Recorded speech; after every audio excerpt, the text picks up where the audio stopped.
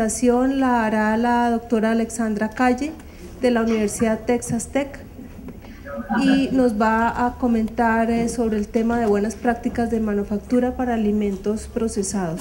Muy buenos días, doctora Alejandra. ¿La me escuchan? Auxilio, ¿cómo subo esto? Subirlo un toquecito. Ya, listo. ¿Ahí me escuchan? Perfecto. Buenos días, gracias a todos por estar aquí y gracias a IICA por la organización del evento, a Luzda USAID por promover este tipo de eventos y por traerme a Colombia, lo cual me tiene muy contenta. Como pueden ver el acento, soy colombiana. Yo trabajo para la Universidad de Texas Tech. Texas Tech tiene convenio o trabaja en un convenio con el IICA y nos colaboramos en este tipo de proyectos de transferencia de conocimientos, básicamente. Solo como para empezar un poquito con la aclaración y refrescar un poco los objetivos del evento, recuerden que nosotros, el grupo que venimos a presentar, estamos hablando de FISMA. Si ustedes tienen inquietudes acerca de cómo exportar y cosas más particulares sobre cómo ingresar el producto a los Estados Unidos, tal vez pueden haber otros espacios con ProExport u otras entidades, pues ya que no es nuestra experticia. Entonces la idea es presentarles los reglamentos propuestos de FISMA sobre inocuidad de alimentos que se están generando en Estados Unidos para los productos comercializados dentro de Estados Unidos, y obviamente si ustedes quieren exportar pues sería lo que les aplica. Entonces ese es el enfoque de la presentación. Bueno, entonces la primera charla del día sería la tercera norma propuesta. Ayer hablamos de cuáles normas propuestas hablamos ayer, a ver si se acuerdan. ¿Sabes subir esto un poquito? Ayer hablamos de la norma propuesta para productos frescos vegetales, ¿sí? Y hablamos de cuál otra, de la de productos animales. Entonces, si recuerdan la presentación si recuerdan la presentación de FDA de Alan, él mencionó un listado de todas estas normas propuestas. Entonces, ¿cuáles son? Está la de productos animales, la de controles preventivos para productos animales, está la de productos frescos, y ahí que entra frutas y verduras que no son procesadas, ¿cierto? ¿Estamos de acuerdo en eso? Si esa fruta o verdura tiene una transformación, supongamos que ustedes la secan, ya no sería fresco, ¿de acuerdo? Entonces le aplicaría esta que voy a presentar, que sería la tercera norma dentro de la listica que estoy haciendo, que es la de controles preventivos para productos procesados, y ahí entran todos los productos procesados. ¿Qué no entraría aquí? Por ejemplo, productos que están almacenados, solamente el almacenamiento de un producto, digamos una bodega solo de almacenamiento y no hace ningún tipo de transformación, solo almacena, y este producto no necesita ningún tipo de control de temperaturas, eso no le aplicaría a la norma ni tiene que hacer nada. ¿Qué otras normas hay entonces dentro de FISMA? Está la de, a ver, yo tengo que mirar la copia aquí porque se me olvida. Entonces está la de verificación de proveedores extranjeros, que se va a hablar más tarde, certificaciones de terceros, adulteración intencional, que es otra de las normas, y transporte. Hay otros normas que han ido surgiendo dentro de todo este proceso de modernización y que han sido implementadas inmediatamente debido a la necesidad y a la urgencia. Por ejemplo, todo el tema de bioterrorismo, cuando salió, pues salió y se implementó de una vez, aunque ahorita hay otra cosa que tiene que ver con adulteración intencional y es similar. Ayer se mencionó algo que tiene que ver con retiro del mercado. Cuando salió el tema del retiro del mercado se implementó inmediatamente, de eso voy a hablar un poquito. Entonces nos vamos a enfocar ahorita en lo que tiene que ver con BPMs, pero no le vamos a llamar BPMs realmente.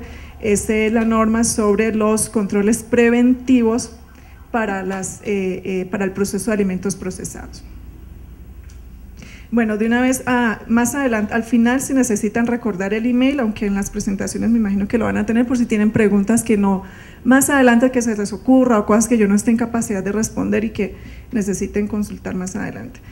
Entonces, el objetivo de la inocuidad de alimentos es producir pues alimentos sanos. Obviamente, como cualquier país, Estados Unidos no permite que se comercialicen alimentos que estén contaminados o que puedan generar ningún riesgo para la salud.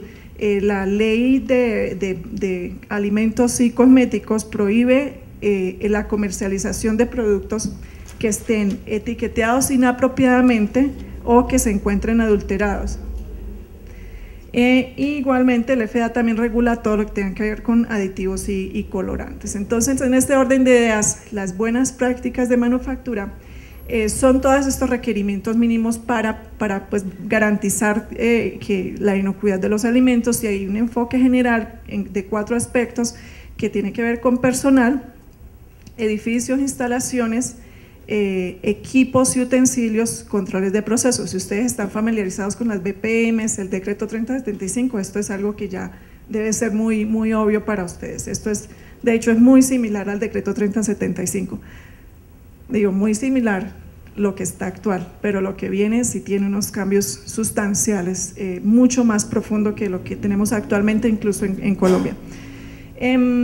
Ahora está por otro lado, más como a nivel de aclaración, tengo esta diapositiva aquí. Por otro lado tenemos las buenas prácticas de higiene propuestas por el Códex Alimentarios, que el contenido es muy similar, ¿sí? No cambia la filosofía ni cambia el espíritu de este documento. ¿Qué es esto? Es un documento generado por el Códex Alimentarios que sirve como referencia. Si alguna empresa, alguna persona necesita tener un referente de prácticas higiénicas, si su país no tiene una norma o si el país al que va a exportar no tiene una norma, entonces el Códex, todos los referentes del Códex Alimentarios serían su documento de apoyo. Pero entonces, solo para aclarar que el documento del Códex Alimentarios de buenas prácticas higiénicas es otra cosa, no es lo mismo de lo mismo que estamos hablando aquí, es otro cuento. Ahora, las BPMs o GMPs, como se le quiera llamar, llevan muchísimos años sin actualizar, ¿cierto? Llevan, no sé, más de 20 años tal vez sin actualizar, y hace algunos pocos años, este documento es del 2004, ¿me están escuchando bien? Sí. Hace algunos años, entonces, el FDA contrata un grupo de consultores y generan un documento al que se le ha llamado las BPMs del siglo XXI. Esto no es una propuesta de las BPMs, pero es una evaluación a la situación actual de la normatividad versus el cumplimiento. Entonces, este grupo de consultores toman cada uno de los puntos de los requisitos actuales de las buenas prácticas de manufactura y analizan esta situación de cumplimiento. Encuentran muchas falencias en las empresas y muchas falencias, incluso como vacíos en la norma, que deberían modernizarse. De hecho, pues esto es una modernización de este grupo de normas. Entonces, en ese orden de ideas, cuando se genera este documento, ¿qué encuentran este grupo de investigadores? Estos son investigadores de universidades, consultores investigadores. Entonces, ¿qué encuentran ellos? Que encuentran que hay muchas falencias, por ejemplo, en el tema de higiene, que eso lo vivimos aquí también en Colombia y en todos los países. Hay muchas falencias en el tema de la aplicación de las prácticas higiénicas por parte del personal, pero sobre todo falencias en entrenamiento al personal. ¿Por qué? Porque nosotros en muchos casos, no estoy hablando, no puedo hacer una generalización, pero en muchos casos las empresas dictan las charlas de BPMs y dictan lo mismo de siempre, pero no desarrollan una evaluación de las necesidades de capacitación para hacerlo mucho más específico de acuerdo a lo que necesita el empleado, de acuerdo a las capacidades de aprendizaje del empleado y de acuerdo a las necesidades de la empresa. Entonces, eso es un punto neurálgico que se encuentra en capacitación. Se encuentra que también muchos de los controles preventivos que están diseñados, redactados en la norma, no necesariamente controlan los nuevos patógenos. Hay patógenos emergentes, microorganismos patógenos emergentes. Hace 20 años, ustedes, seguro que hoy en día los que trabajan más en la parte de producción o de calidad, si yo les digo Listeria monocytogenes, saben qué es.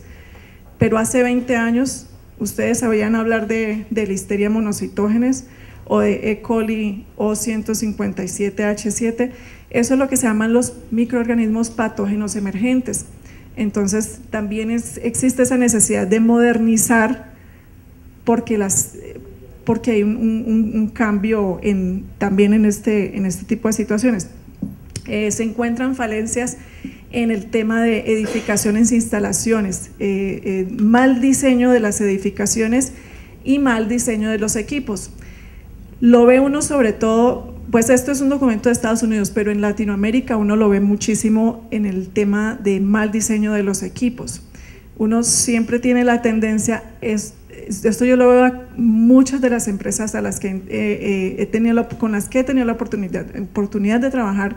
Les digo que hace tal vez 8 años que me fui, yo trabajaba como consultora en BPM y HACCP aquí por 13 años y tuve pues la oportunidad de visitar muchísimas empresas de alimentos y ve uno que se inventan los equipos, como decimos nosotros, Made in Colombia, ¿cierto?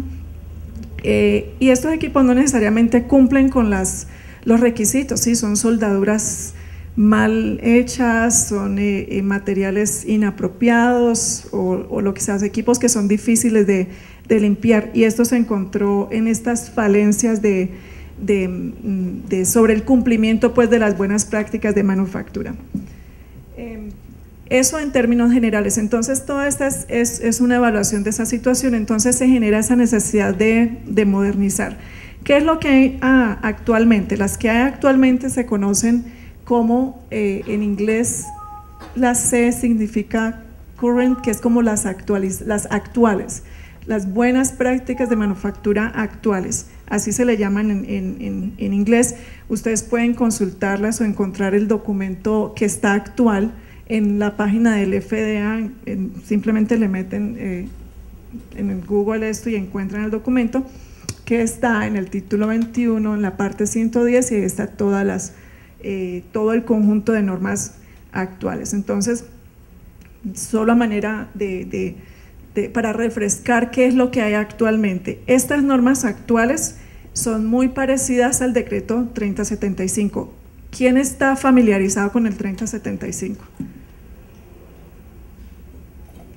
La gran mayoría. Sí, los que trabajan en la planta saben que es. Tal vez si aquí hay gente más del área comercial o administrativa, puede ser que no conozcan el término, pero es muy parecido.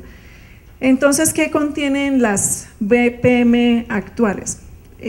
Ahí, bueno, el primer listado de provisiones generales, edificios, instalaciones, equipos y utensilios, controles de producción.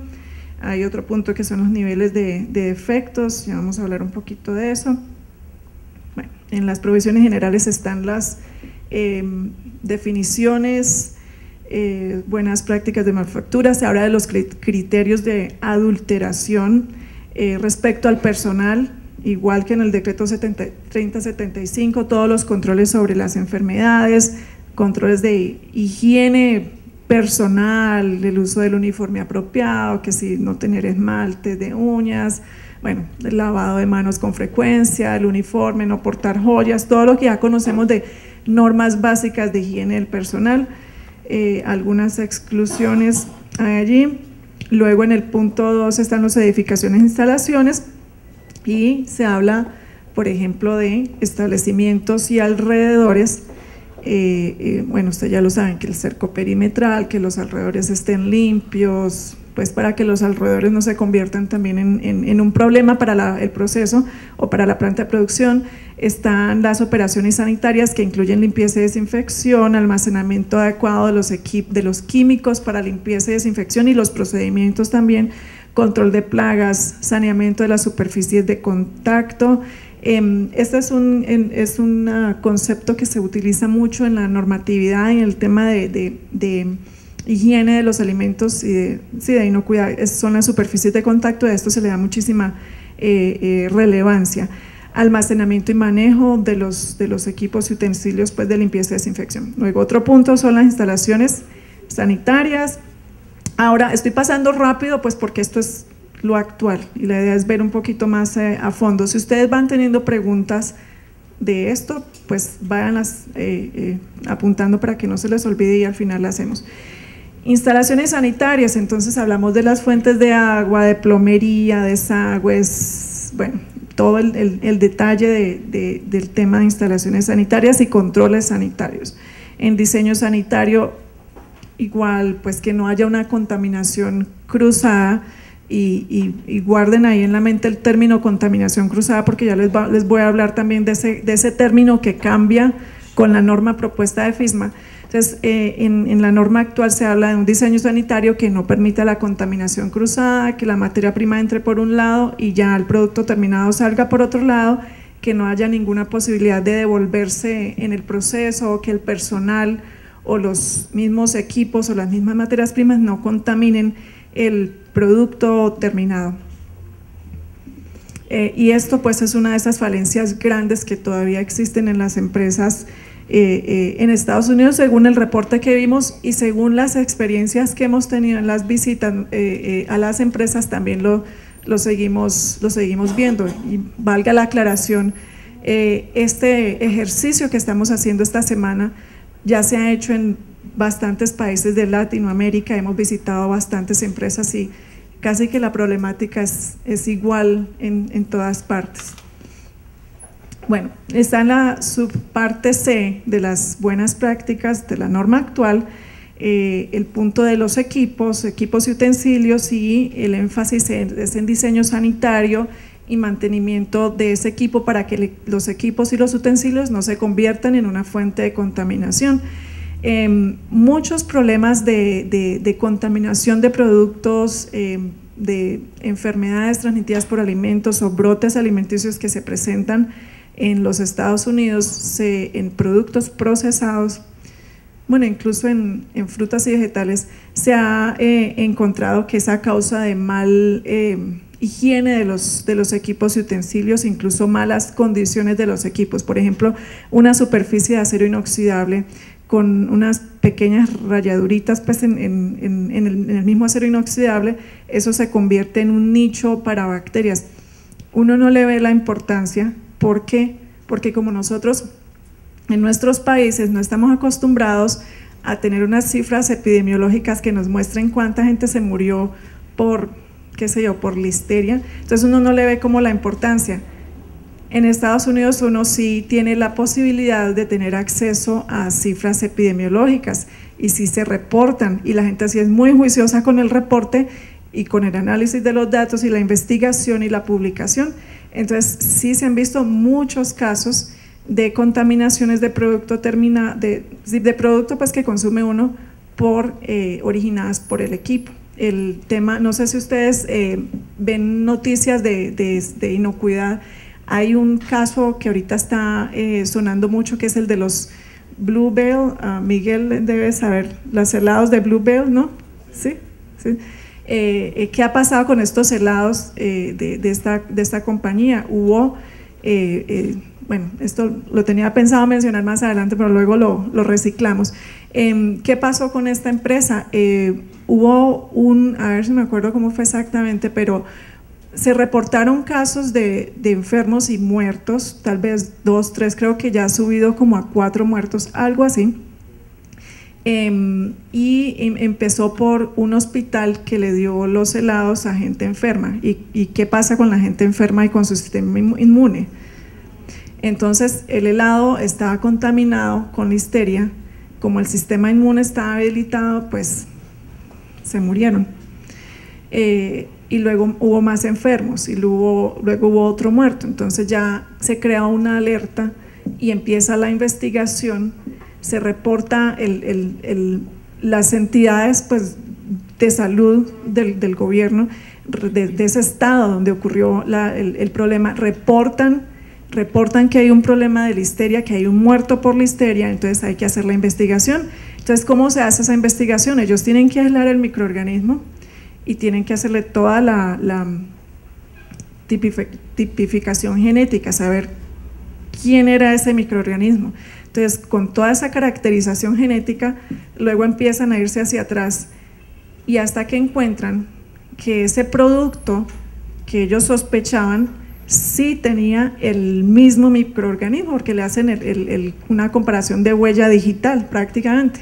Entonces encuentran que es exactamente el mismo microorganismo. Con las bacterias el tema de huellas digitales, o sea, físicamente no es lo mismo, pero teóricamente funciona exactamente igual. Así como en los humanos uno con la huella digital uno sabe exactamente quién es la persona, lo mismo es con las bacterias de otra forma. Encontraron que este microorganismo era el mismo del helado y se devuelven a la planta y encuentran los microorganismos en la planta, en un equipo que no se limpió bien. Entonces, ¿cuánto le cuesta a la planta? Hoy en día, para no hacer la historia tan larga, 2 plantas en 2 estados diferentes están cerradas con cientos de empleados en la calle porque no pueden procesar hasta que no demuestren que la planta está libre totalmente de listeria. Entonces, equipos y utensilios. Esta es pues la preocupación con equipos y utensilios. Bueno, entonces, continuando con lo que contiene actualmente, controles de producción y procesos, se habla de todos los controles como tal del proceso, controles de tiempo, de temperaturas, y esto ya nos va conectando un poquito con el tema de HACCP y puntos de control críticos. Bodegas, distribución. Luego viene otro tema que son los niveles de acción de defectos. Esta es una cosa muy interesante que se tiene dentro de esta legislación y estandarización, documentación en Estados Unidos, y también haciendo un poquito de propaganda, pero algo muy bonito que hay en la legislación es que o que las entidades regulatorias tienen es que hay muchísima información. Hay tanta que uno no alcanza a conocerla ni a entenderla toda, pero ustedes solamente piensen en cualquier tema que necesiten consultar y la encuentran. A veces es que es difícil ubicarla cuando uno no está muy familiarizado.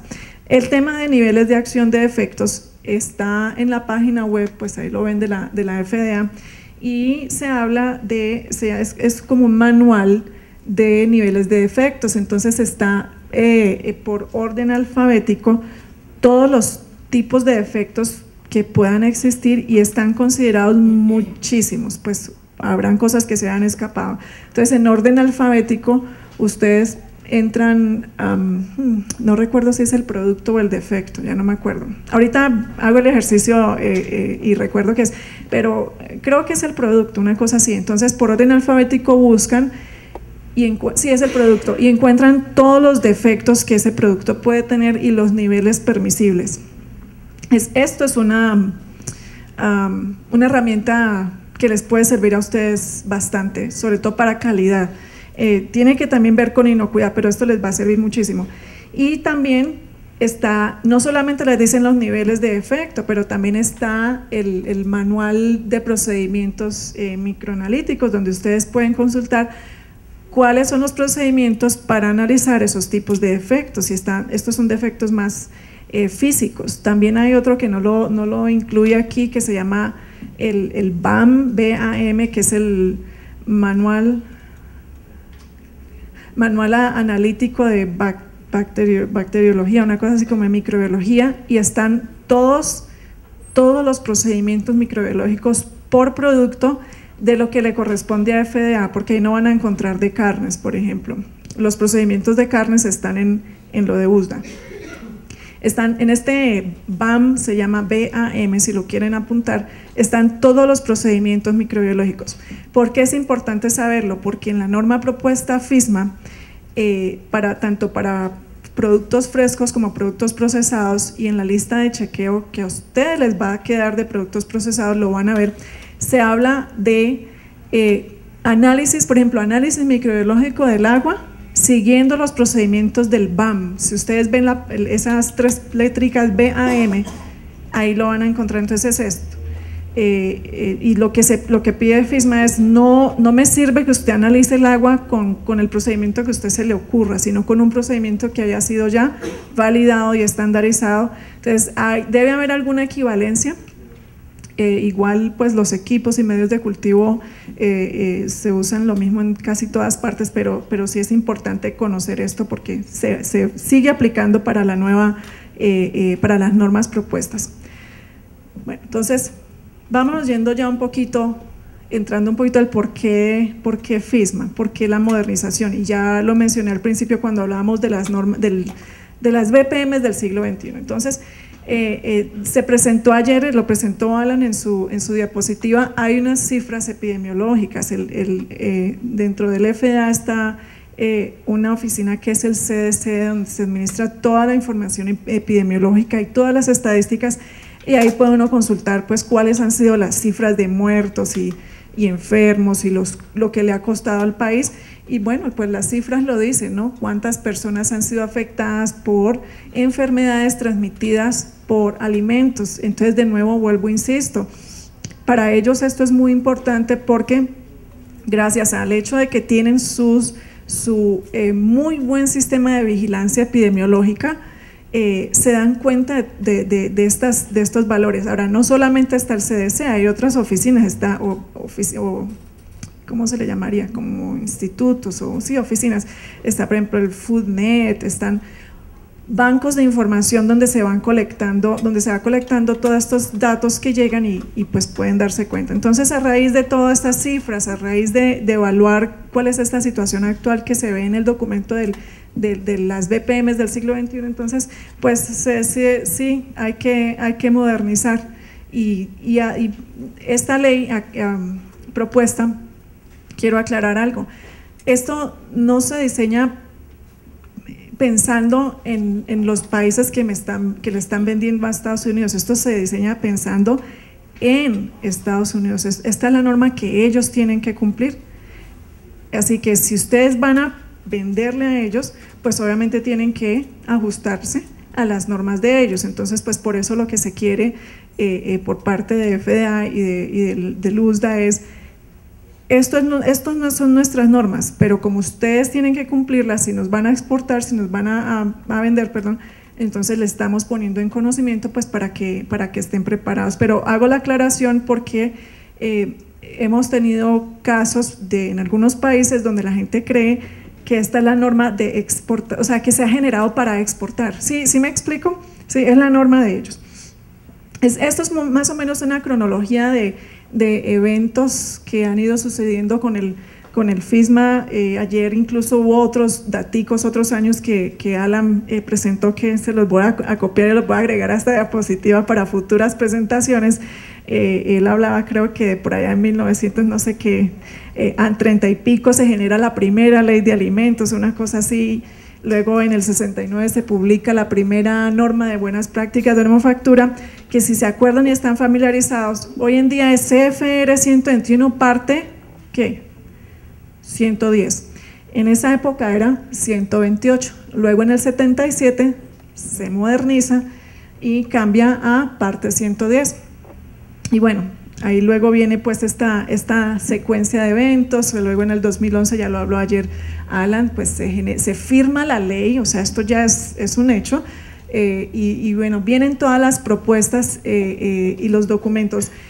Las normas propuestas se diseñan y… ¿me voy a saltar? No me puedo saltar. Las normas propuestas se diseñan y se publican para que la gente pueda opinar, que este es otro ejercicio bien interesante.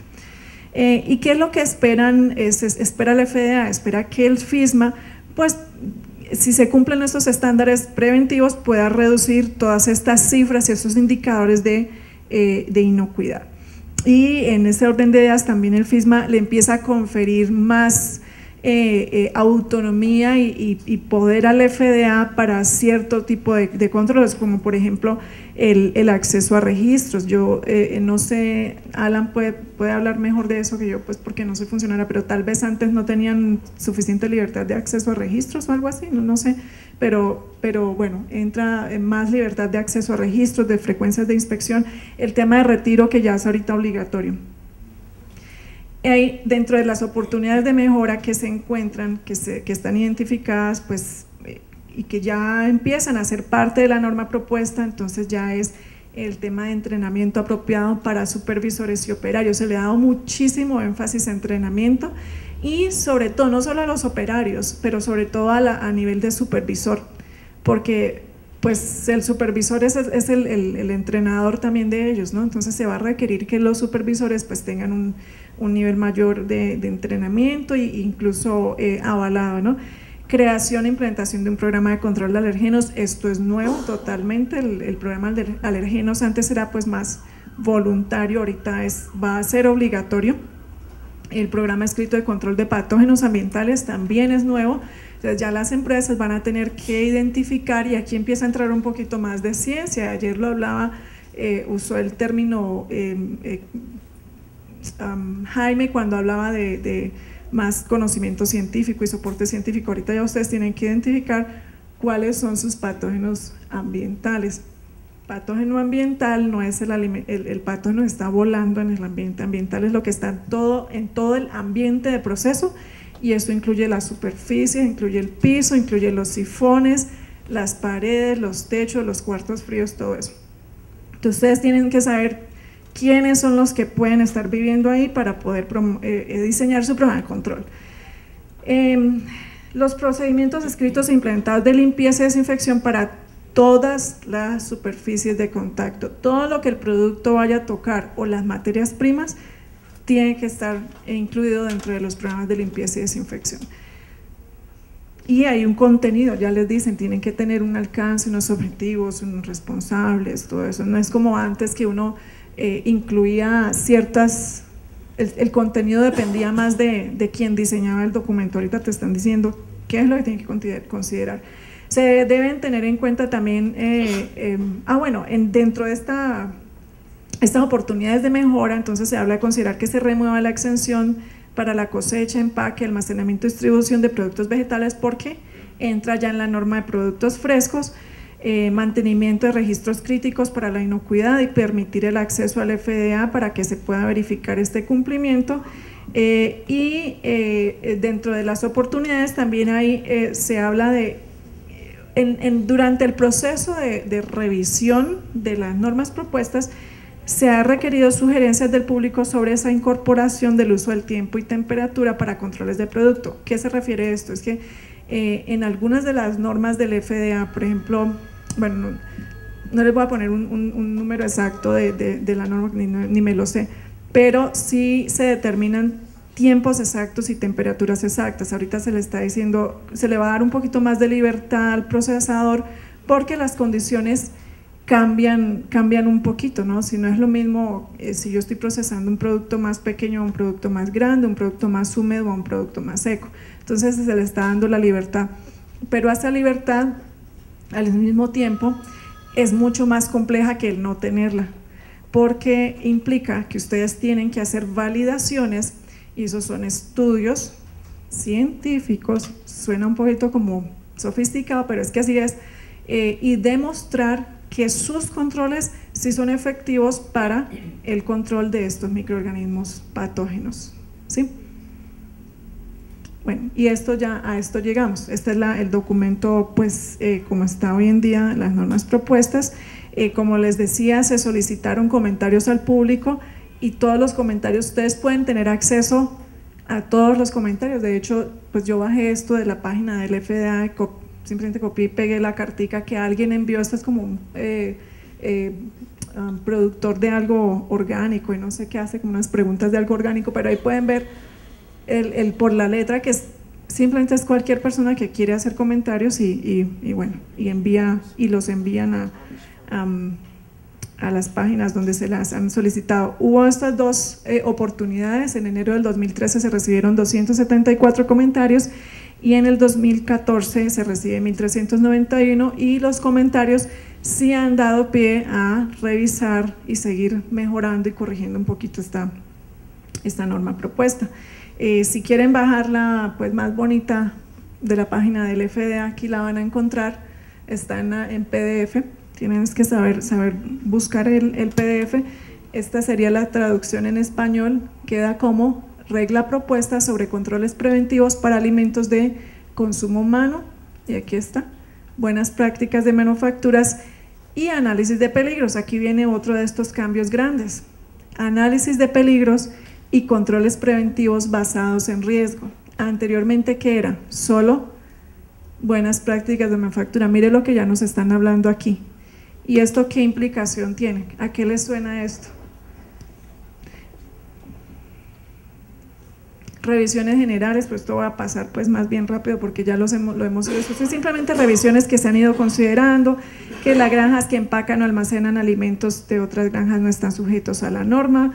Se propone definir como empresas muy pequeñas a las que tienen ventas inferiores a 1 millón, esto pues no es tan relevante. Mayor aclaración sobre el proceso de retiro de exenciones concedidas a instalaciones calificadas. Esto de las instalaciones calificadas que, bueno, a mí personalmente me ha confundido tantísimo la interpretación, pero como lo entiendo hoy en día, hay algunas exenciones, es decir, aplica de alguna forma diferente a ciertas instalaciones o a ciertas empresas. Entonces, las calificadas son aquellas que tienen ciertas consideraciones especiales y estas exenciones tienen que ver básicamente, como lo interpreto yo, tienen que ver con el tamaño de la empresa y a dónde vende, como el impacto o sea, si pasa algo, a qué tanta población se va a afectar. Si vende solamente a nivel local o al barrio o a la ciudad o vende a restaurantes locales, qué sé yo. Y la otra tiene que ver con el impacto. Hay un término, también me toca leerlo aquí porque no me lo aprendo, que se llama SACODA, así está la sigla en inglés y luego en la norma lo van a ver. Y estos son las consecuencias adversas serias que puedan causar muerte o simplemente consecuencias pues adversas a la salud para humanos y animales. Entonces, si hay un SACODA o de acuerdo al tamaño, entonces asimismo habrán exenciones de estas plantas. Bueno, estos son más revisiones generales de la norma. Propuesta de redacción sobre adulteración por motivos económicos. Aquí lo que se ha discutido es si se debe incluir dentro de ese análisis de peligros con base en riesgos los peligros de adulteración intencional, porque hoy en día cuando uno hace HACCP, y valgo la aclaración, esto no es HACCP, pero toca usar el término, cuando uno hace HACCP o análisis de peligros, uno incluye ¿cuáles peligros? Físicos, químicos y biológicos, que son introducidos ¿en dónde? En la planta, ¿cierto? O por parte de la materia prima o por parte del personal.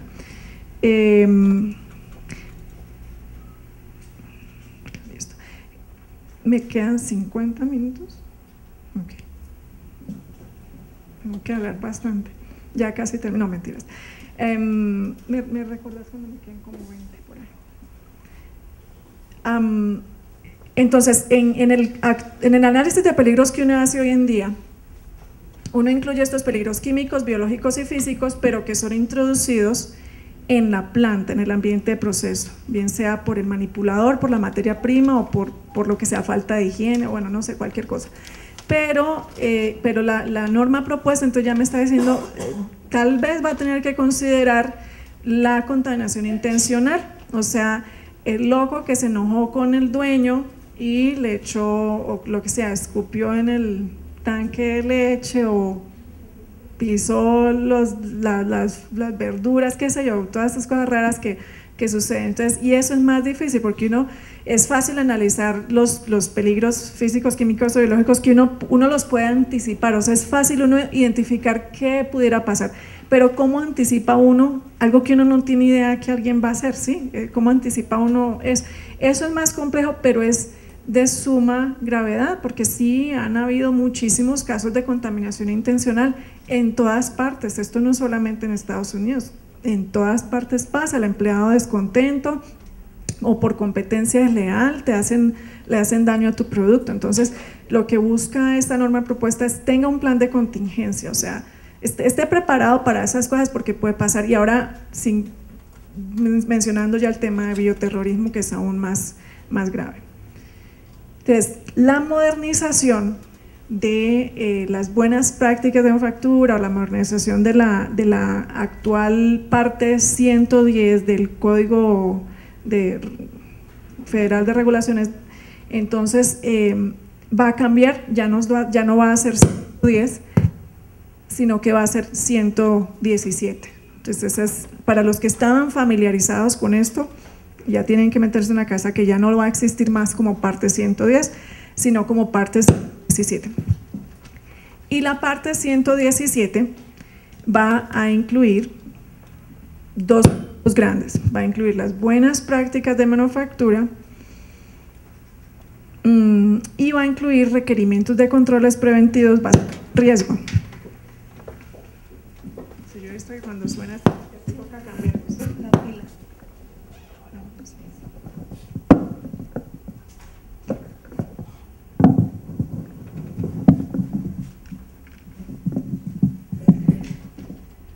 Entonces, se van a incluir esos dos puntos principales. Entonces, como hemos venido hablando, se está pidiendo ahorita esto, que esto es totalmente nuevo. ¿Esto es HACCP? No es HACCP. ¿Es parecido? Sí es parecido. ¿Es una filosofía similar? Sí es una filosofía similar. De hecho, a ver que yo tengo que… De hecho, se le llama el HARP o H-A-R-P-C en inglés, H-A-R-P-C, que son en inglés serían los Hazard Analysis and Risk-Based Preventive Controls, que es esto mismo en español, ¿sí? Análisis de peligros con base en riesgos y las medidas preventivas pues, de control para eso. Entonces, pues mucha gente se ha preguntado, entonces yo tengo que implementar HACCP, o si tengo HACCP, luego tengo que implementar el HARP, o cómo va a funcionar eso. Entonces, en mi opinión, ya estoy hablando a nombre personal, no representando a ninguna institución, ustedes pueden hacer la adaptación y fusionar las dos cosas. Ya es distinto si ustedes están comercializando a otro país o a otro cliente que les pida un certificado HACCP, ya es otra cosa, pero la filosofía es muy similar. Hay unas diferencias que ya las vamos a ver, pero en términos generales es similar la filosofía. Entonces, cuando oigan el HARP, ya saben que es el tema de análisis preventivo, de análisis de peligros, incluido dentro de la nueva norma propuesta FISMA para procesados. Bueno, revisión de definiciones en registro de instalaciones, o sea, se está aclarando un poquito más y ya lo hemos mencionado, quiénes entran y quiénes no entran. La modernización también de esta norma propuesta, entonces habla, y ayer lo mencionó Jaime, habla del cambio de la palabra. Si los que lo han leído, los que han leído la norma actual entienden esto, pero la situación es que se usa esta palabra shall y se va a cambiar por la palabra must, que es como poniéndole un poco más de obligatoriedad para que no se malinterprete cuando uno habla de se debería tener, qué sé yo, curvaturas entre la pared y el piso, se debería. Entonces, como es se debería, no significa que tiene que. Entonces, eso está cambiando para que quede la claridad de que eso hay que hacerlo, que se tiene que tener el piso liso, que se tiene que tener los techos de X o Y forma. Se están eliminando, y ya lo mencioné, algunas especificaciones, recomendaciones muy específicas de datos de tiempos y temperaturas. Si les pongo un ejemplo, aunque este ejemplo es de Cárnicos, no de FDA, pero nosotros hicimos una investigación en un grupo de restaurantes en una ciudad. Entonces usamos 5 restaurantes para esta investigación de muy buena reputación, que venden una receta que se llama ya el prime rib, y el prime rib es un trozo de carne grande que viene del ribeye, que no sé cómo se dice el ribeye en español, pero es un corte de carne muy bueno, y hacen esta receta en donde lo marinan, etcétera, etcétera, y cocción larga, tiempo largo, y a baja temperatura.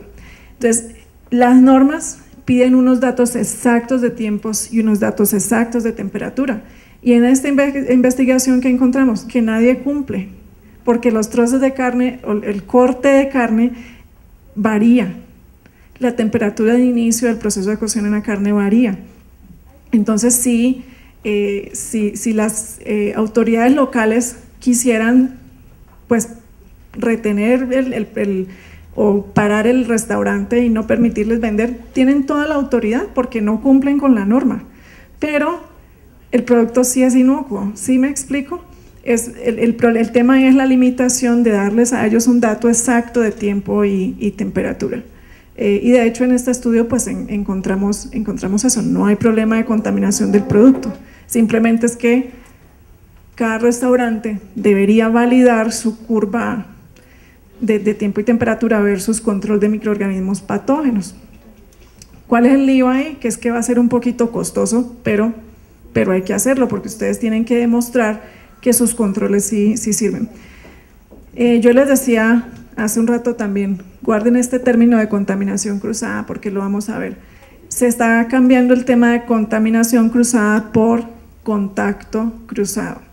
Y este cambio está inspirado en el tema de alergenos, porque no necesariamente hay una contaminación intencional, es que el tema de contaminación puede ser también interpretado como intencional. Cuando uno habla de alergenos, no hay realmente, no es una contaminación que vaya a afectar a todo el mundo, es simplemente un sector de la población que es susceptible y para ellos pues tiene que haber un programa de control. Entonces ya se involucra, se incluye este término contacto cruzado. Se pide ahorita el programa de control de alergenos, esto es diferente, esto es nuevo y va a hacer que su sistema general de control de inocuidad se alargue, se agrande un poquito, pero bueno, es lo que hay que hacer.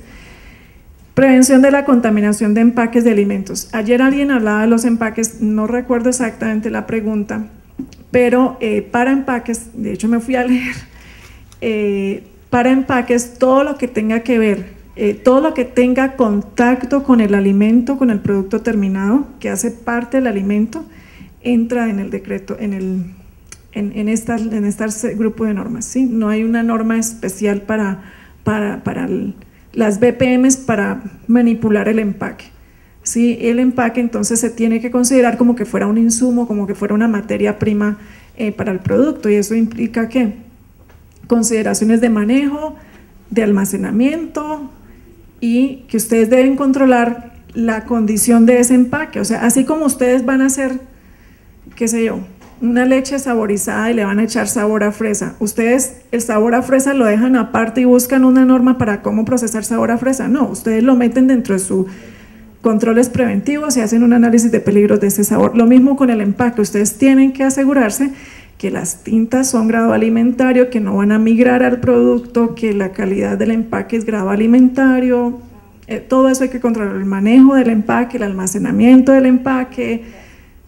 En el almacenamiento del empaque, por ejemplo, yo he visto vi una empresa de yogures donde en los vasitos de yogur, aquí en Colombia, se le meten los insectos y llegan, las fábricas tienen que hacer un rechazo, pero esto es manejo y almacenamiento del empaque, entonces como un insumo más o como una materia prima que entra totalmente en contacto con el producto alimenticio. Entonces, dentro de estos registros propuestos, entran estos puntos: análisis de peligros, perdón, ¿cuánto tiempo me queda? Estoy bien. Porque esto ya viene más largo. Análisis de peligros, viene el detalle por escrito de todos los controles preventivos, controles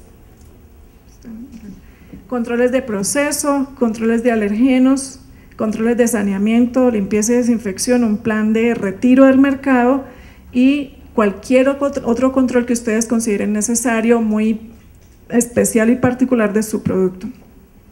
Todo esto hace parte del HARP que les hablaba, del nunca me lo memorizo, HARPC.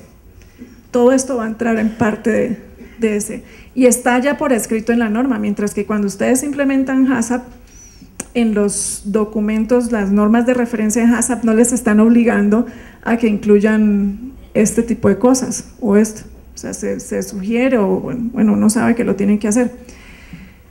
Debe haber un plan de retiro por escrito y esto tiene que montar todo el ejercicio de retiro del mercado con la documentación apropiada respecto a cuál sería el procedimiento para retirar el producto del mercado, cuáles son los documentos, de qué forma se va a investigar, bueno, que sí se retiró todo y luego las medidas aplicadas para el control de ese problema e investigar que las medidas preventivas sí solucionaron y que no se va a volver a presentar.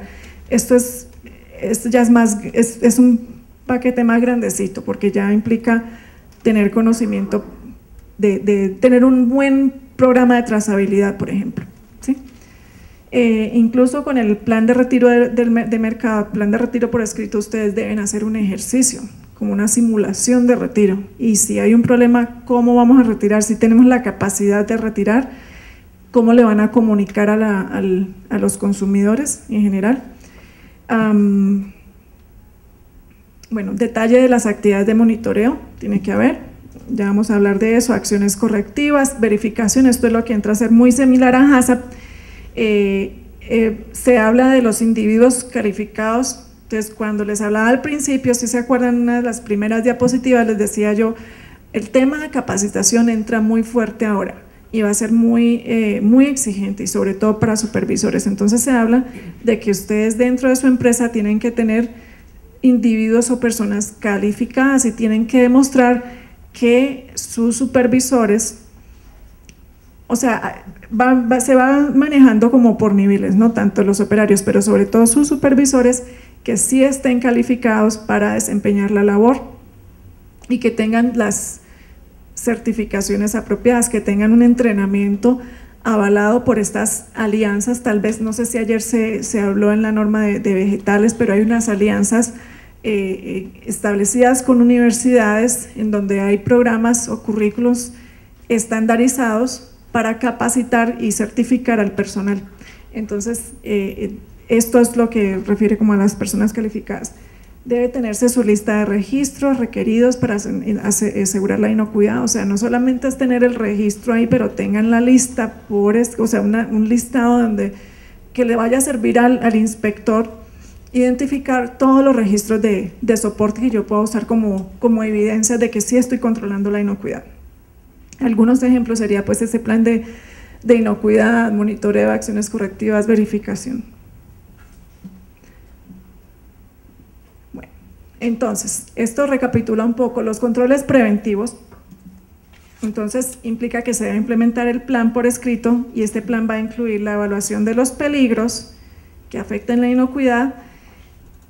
Ya les digo cuáles peligros, ya viene a especificar las medidas preventivas, especificar la manera en que se va a monitorear estos controles, mantener los registros rutinarios, especificar las acciones correctivas cuando hay desviaciones. Aquí se resume todo lo que va a incluir entonces su programa de controles preventivos. Y vuelvo y repito, recuerden, los que tienen HACCP saben que más o menos funciona así en Colombia. Uno monta todos los programas prerequisitos, ¿cierto? Limpieza y desinfección, control de plagas, proveedores, control de vidrio, uno le mete incluso trazabilidad o retiro del mercado, alergenos, pero en muchos de esos casos eso es intuitivo, porque ya uno tiene la experiencia y uno ya sabe que eso hay que tenerlo, pero no necesariamente ha estado por escrito. Yo no sé si el decreto 60, ¿todavía está en vigencia el decreto 60?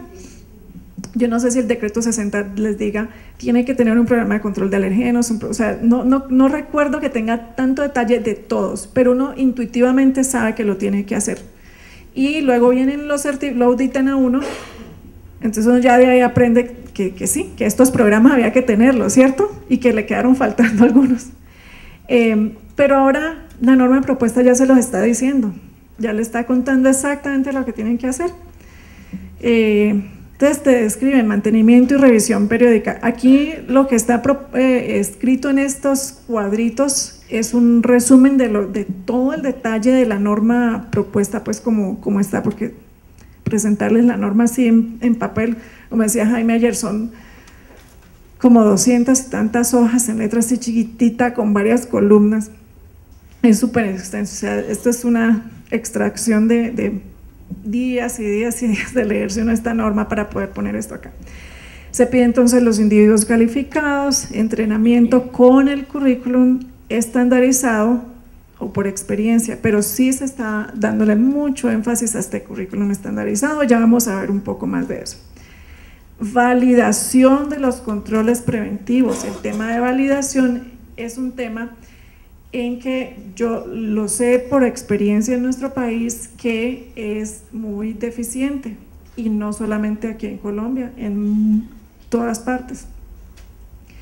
Nosotros implementamos controles, diseñamos nuestro proceso, pero no hacemos estudios de validación necesariamente, o al menos no es muy común. Si habrán empresas, pero no es muy común que lo hagan. Si ustedes diseñan, qué sé yo, un secado de, no sé, té o algo así, no estoy muy familiarizada, ustedes ya saben por experiencia que tienen que secar el té a tal temperatura. No sé si aquí hay alguien que trabaje en eso y me puede ayudar, pero temperatura y condiciones de humedad determinadas.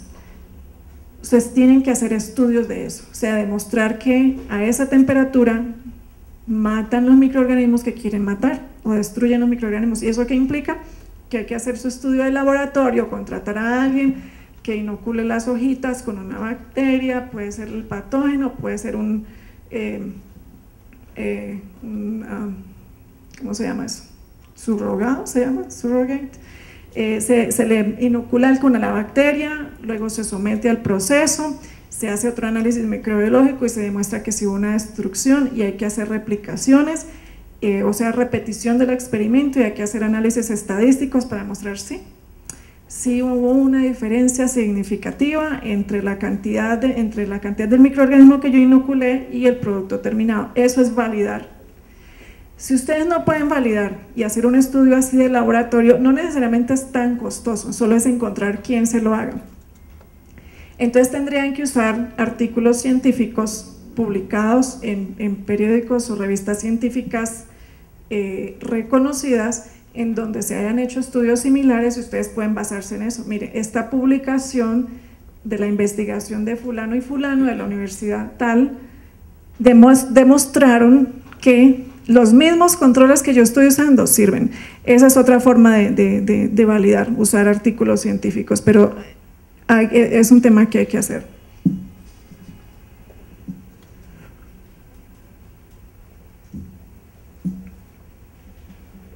Bueno, luego viene la aplicación de controles de acciones correctivas, reevaluación del plan de inocuidad, programa de muestreo del producto, programa de monitoreo ambiental. Ya vamos a hablar en más detalle de todo esto, pero este es listado de cosas obligatorias en la norma propuesta. Proceso de control de los procesos, control de alergenos. Esto de control de procesos entonces sería similar al tema de los PCCs, ¿sí?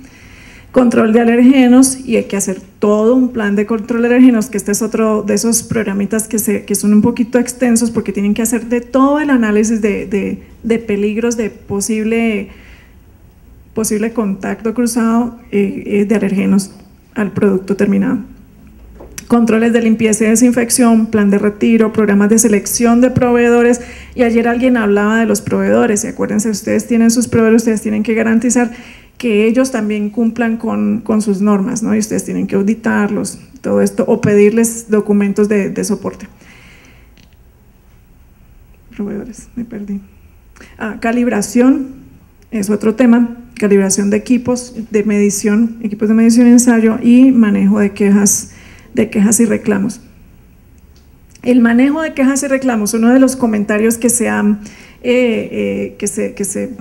están en la norma propuesta, es que el manejo de quejas y reclamos es bastante importante dentro de los controles preventivos, porque en la medida en que ustedes analicen las quejas de los consumidores se pueden dar cuenta de lo que está fallando en su proceso y que ustedes no son muy conscientes. Entonces, en análisis de peligros, aquí vienen estas diferencias. Van a analizar los peligros, lo mismo que en HACCP se identifican los peligros pues que pueden afectar la inocuidad, que pueden aparecer por materias primas o por el proceso o por operarios o pues por condiciones del proceso, pero son peligros reales. Cuando ustedes analizan los peligros, tienen que tener en cuenta que primero deben tener bien implementados sus controles preventivos. Ustedes no pueden llegar a la etapa de análisis de peligros si las cosas básicas de equipos, instalaciones, personal no funcionan. Si yo no puedo decir peligro porque tengo una pared en ladrillo y el ladrillo puede desprender y se puede caer. Si eso no lo puedo analizar, ¿por qué? A ver, los que saben de BPM. No me hagan quedar mal, que ustedes saben. Porque yo ya tengo que tener, yo no puedo tener una pared en ladrillo expuesto o una superficie cualquiera que le caiga, ¿sí? Yo no puedo hablar de un peligro de una gotera que le cae al proceso. Entonces, peligro, la gotera de la zona de empaque. ¿Sí? Entonces, tienen que tener primero todos los controles básicos implementados para poder llegar aquí. Y si no, no sería controles preventivos, ¿no? Si no, se perdería la filosofía de esto. Y se consideran entonces los peligros que pueden presentarse en forma natural o ser introducidos sin intención. Sí, aquí no estamos hablando de los peligros intencionales. Y estos son los que ustedes ya conocen, los biológicos, químicos, físicos, los biológicos por patógenos microbiológicos. Aquí en los peligros biológicos también es mucho énfasis. Yo no estoy hablando de un microorganismo no patogénico, tienen que hablar de microorganismos patogénicos, E. coli y no cualquier E. coli, E. coli patogénica, Salmonella, Listeria, Clostridium, esos son como los 4 que más se conocen o se tiene experiencia que afectan los productos alimenticios. Peligros químicos por ingredientes, materias primas, suministros, qué sé yo, o lubricantes o sustancias de limpieza y desinfección. Los peligros físicos, que ya saben, todos los elementos, partículas físicas que puedan caer. No, el peligro físico no es que la fruta está abollada, el peligro físico es el elemento que cae dentro del producto y que si lo consumo me puede afectar la salud, el pedacito de vidrio, el pedacito de piedra, el metal, qué sé yo. En las páginas de el FDA y del USDA, en ambas he visto mucha información sobre peligros físicos, que a veces uno no encuentra mucha información técnica del tema, y hay unos detalles específicos de los tamaños de los objetos que pueden ser, digamos, permisibles o que pueden causar ciertos riesgos de choque o asfixia o laceración. Y entra este nuevo tema de peligros radiológicos, pues que se puede presentar ya sea por aguas o por alguna